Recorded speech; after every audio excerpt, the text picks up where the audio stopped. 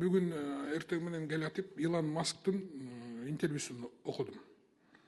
Биз дейт санариптештирүү боюнча Американын бюджетini 518 организациясын текшерип $1 триллион жакын экономдойбуз дейт. $1 триллион жакын. Илон Маск бүгүн эртең менен айтты.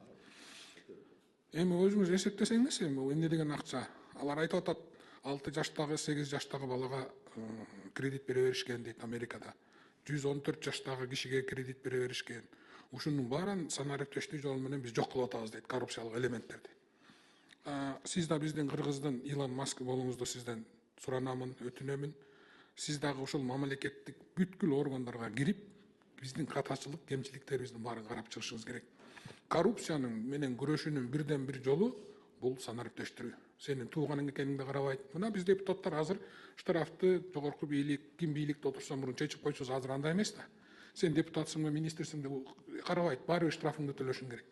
Ушуну мен сизден суранарым, ушундай системаны Кыргыз Республикасына киргизсеңиз, сиз кайсы тилде сүйлөсөңүз сүйлөңүз, кайсы программаны колдонсоңуз колдонуңуз, бирок эгер ушуну мамлекеттик органдарга киргизип берсеңиз, сиздин атыңыз тарыхта калат да. Ушуну мен сизден суранамын, ушуну мен сизге каалаймын. Рахмат.